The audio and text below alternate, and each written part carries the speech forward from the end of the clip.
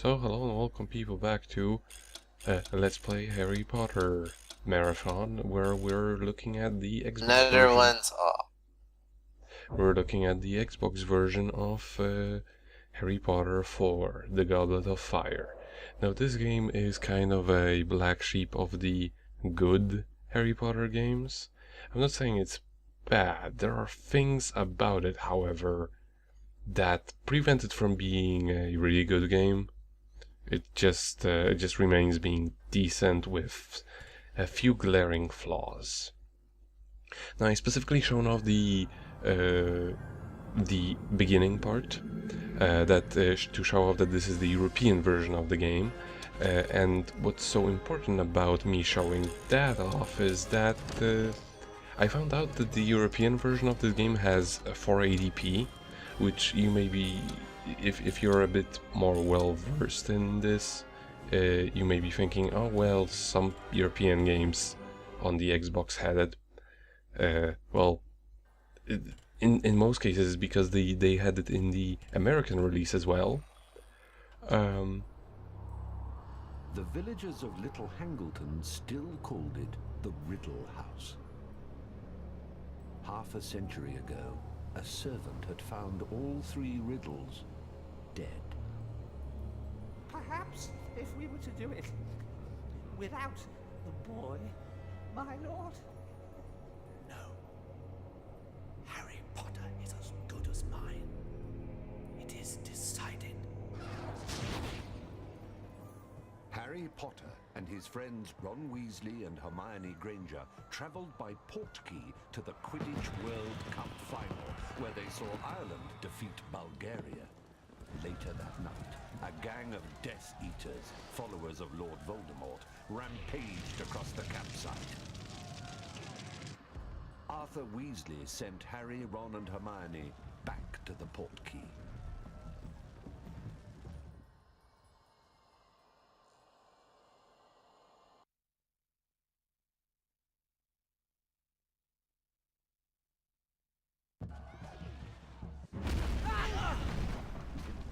Kablooey. So in any case, what I was getting at, and what I wanted to bring up, normally that wouldn't be too weird for a European Xbox game to have 480p secretly, but the American version of this game doesn't. Whoops. And yeah, pretty weird. In any case, this game is kind of a rip-off of most of the beat 'em up, 3D beat 'em up like Lord of the Rings games. It utilizes a two-button combo system, where one corresponds to being a jinx and the other one is a charm. Jinxes are the ones that shoot spells towards the enemies, and charms are the ones that continue, like for example Wingardium Leviosa. So, question one that immediately comes to mind is, what happened to the art style? At this moment, they went with itty gritty, dark, and edgy. And sadly, that's kind of what they stick with. And, well, we still haven't properly seen our characters' faces, aside from the menu. And yes, they do look awful compared to the third game. Awesome. The combat, however, in this game, while very simplistic, is pretty satisfying. And it gives you quite a lot of options. Not that they super matter. Because, well, they matter for leveling up, which actually has very little consequence in the end. Because the thing is, you can shoot the enemy. Yes, I'm yes, sorry, no. just the intensity of him saying more bees. You know, Like, Jesus, dude, calm down. Ron's been putting off sleep as his fix for everything. So now he got way into beans. Alright, makes sense to me. Chocolate frogs serve as additional lives for us. Get back to the port key! And we actually already start with a whole bunch of spells. In case it isn't obvious yet, all the spells that you use are context sensitive. So this game actually did a very good job with eliminating the menu use, which was very annoying in the third one, where you had to keep going back to the status menu, change the spells for 1 second, do the thing, and change them back to what you want them to be.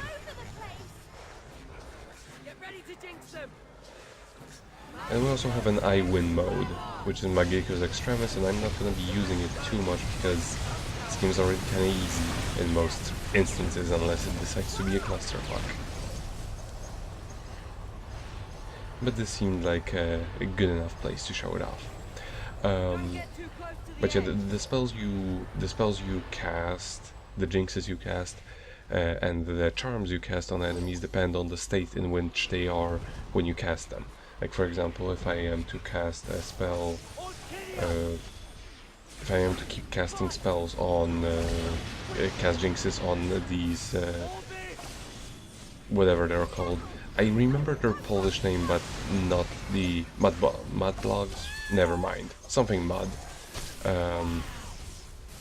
If you keep casting Jinx, it's gonna be Orhideus.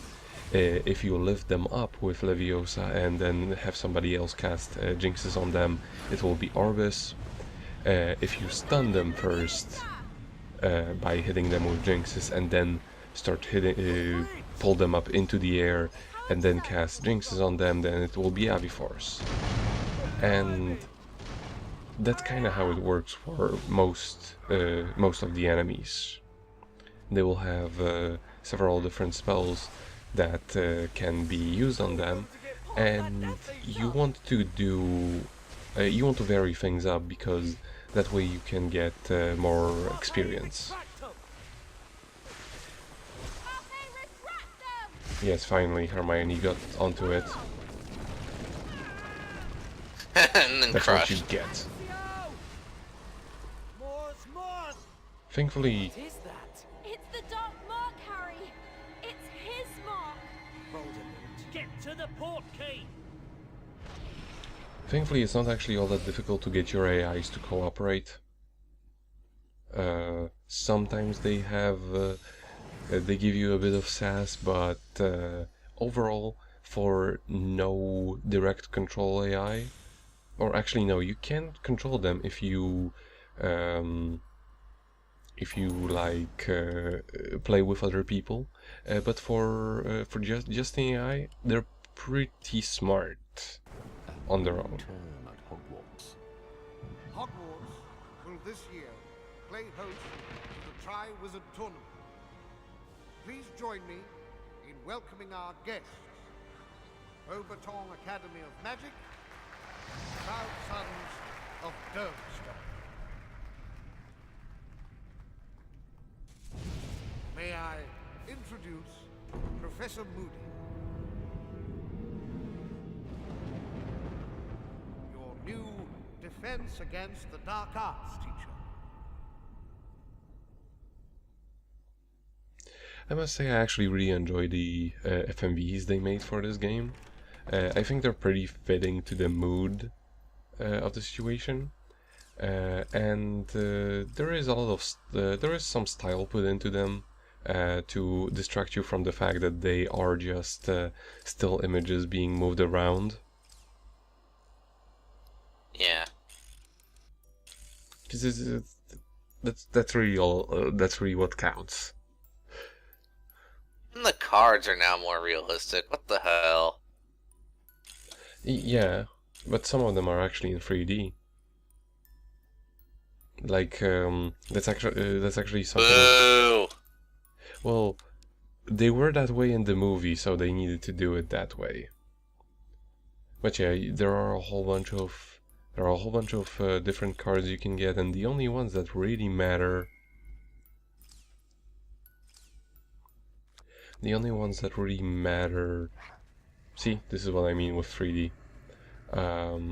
The only ones that really matter are the ones that you can buy for your characters after they reach a certain rank or a level, if you will, for using spells sufficiently.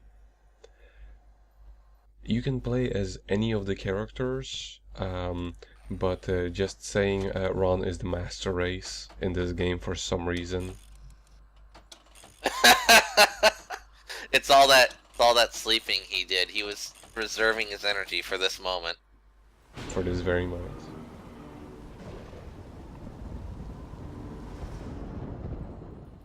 Harry, Ron, and Hermione met Mad-Eye Moody for an extra defense against the dark arts lesson.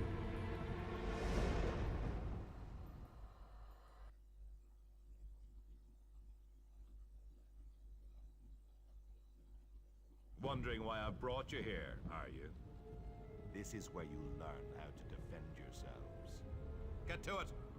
And remember, constant vigilance. Now you need to jinx it. It's Harry's So did they just remove the world map entirely? Yes. This game is Oh, entirely... come on! This game's entirely stage-based. There's nothing like beans. Oh my god, he really is in love with beans now. It gets pretty fucking stupid to the point that even other characters... start getting annoyed with it. Right before they go like... cast Axio to get more beans. By the way, you have to cast Axio with the top button on whatever controller you're gonna be using. In order to suck up the beans, because otherwise they will just keep running away from you. Different colored beans will have different effects, which is something I like. They serve as both collectibles as well as health items and restoratives for your Magicus Extremis spell. The blue ones are for Magicus Extremis and the red ones are for health.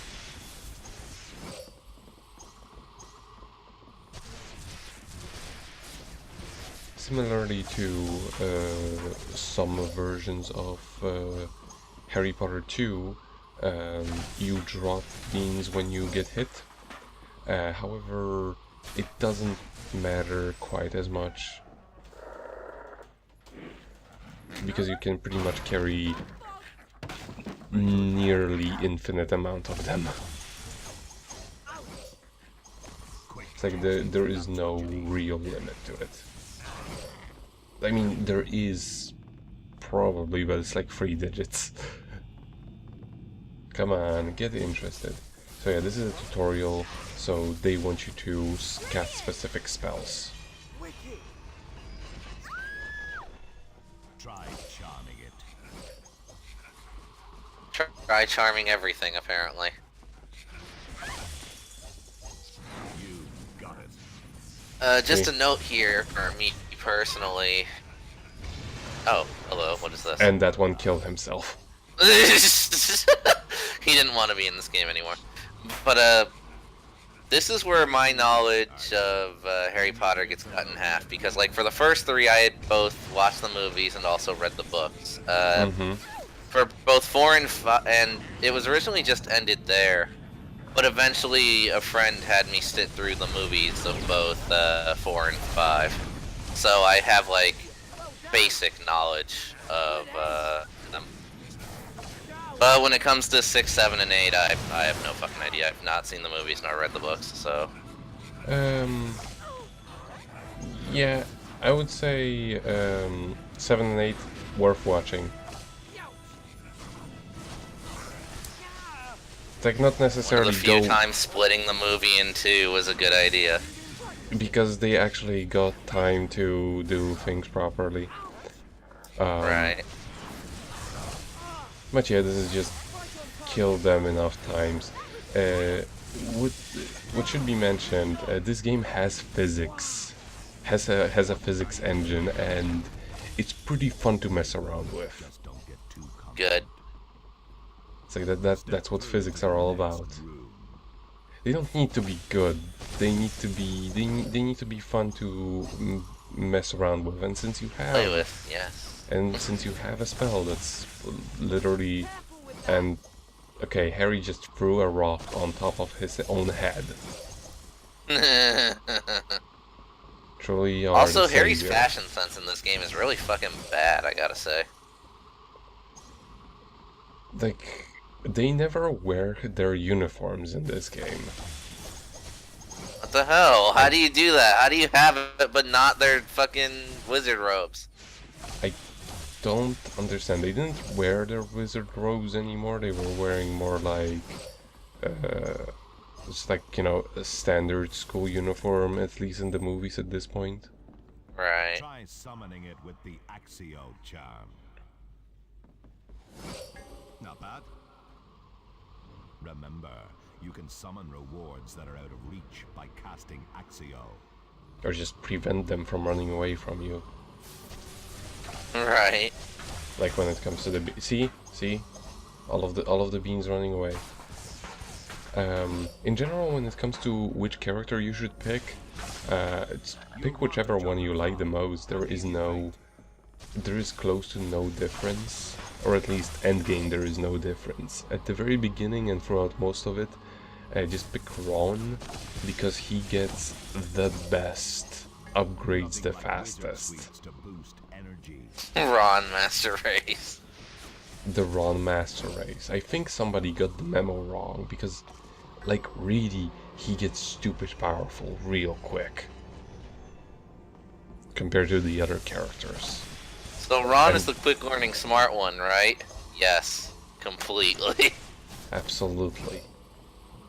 Whereas Hermione is actually the most worthless of all characters. Harry is like kind of all around decent, but Hermione is just downright awful. Like a complete opposite.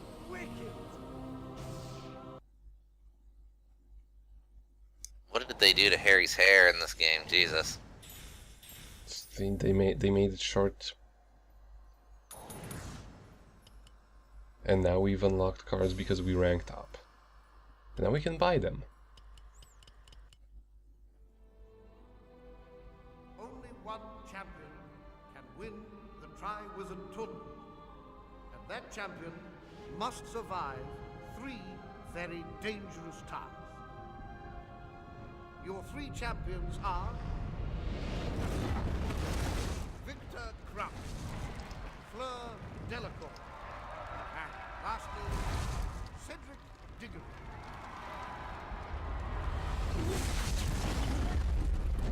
Harry Potter.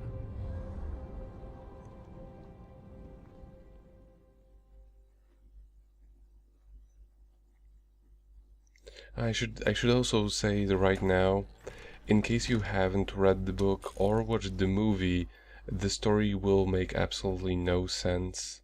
And even then, if you just take it at what you're getting here, it still makes little to no sense. Yeah, I was gonna note that in the next part.